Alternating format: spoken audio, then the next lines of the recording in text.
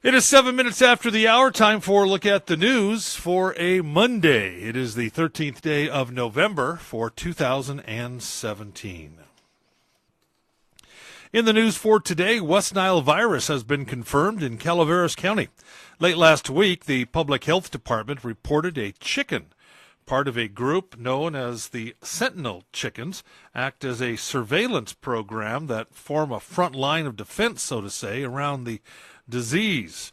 Now, it tested positive by regularly drawing blood from the fowl. Health officials in Calaveras County can predict when and if humans may be at risk for developing the illness. So far, that chicken is the only species to test positive for West Nile virus in Calaveras County this year. Now, County Health Officer Dr. Dean Kaleda says 80% of people infected with that disease will show no symptoms at all, and close to 20% will get flu-like illness, and a small percentage will experience more severe neurological symptoms. West Nile is transmitted to humans and animals by infected mosquito bites, usually during the late spring and summer. The risk of serious illness to most people is relatively low, but some individuals, fewer than 1%, can develop serious neurological illnesses such as encephalitis or meningitis. For more information on West Nile virus, contact the Calaveras County Public Health Department, 754-6460. So far, no cases of West Nile virus have cropped up this year in Amador County. Well, the conditional use permit for the Angels Camp Pet Bathhouse has been revoked. The issue of the permit was at the top of Thursday night's City of Angels Camp Planning Commission agenda. The business owner, Vona Hughes, currently facing multiple felony animal cruelty charges. Now, city staff's recommendation to the Planning Commission was for it to amend or revoke the permit after determining Hughes was in violation of two permit conditions. These were no longer having an area to separate small and large dogs, and by not fulfilling her obligation to report injuries to dogs and people to Angels Camp Police and County Animal Services. Now, Hughes caught the public and city officials' attention over the summer following the sudden disappearance of 3 dogs from her kennel.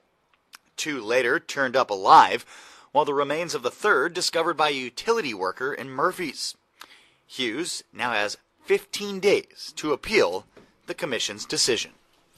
And the California Department of Transportation, better known to us as Caltrans, has completed a $4.2 million improvement project on Highway 88 that repaved 17 miles of roadway from Court Street near Jackson to Wagon Wheel Drive near Mace Meadows.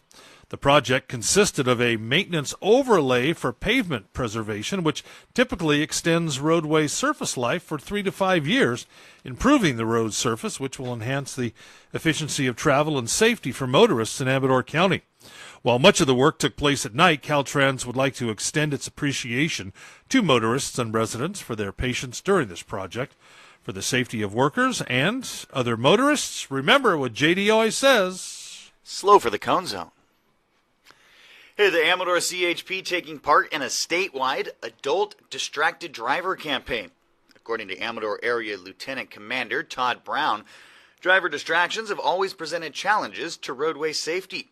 Over the years, it's increasingly become a more serious problem as in-vehicle technology has expanded. Now, Brown reminds motorists that it's illegal to use a cell phone while driving unless it's hand-free, and says the more technology a car has, the more distractions it may present. CHP statistics show multitasking increases the risk a driver will injure or kill themselves, their passenger, pedestrian, bicyclist, or other people in other vehicles. The year-long campaign will combine education and enforcement to combat distracted driving. The focus of the education component is to help a person understand anything that diverts a driver's eyes or attention from the roadway, even for a second or two, can result in tragedy. Brown says to remember, nothing on that phone is worth endangering a life. Funding for this program provided by a grant from the National Highway Traffic Safety Administration.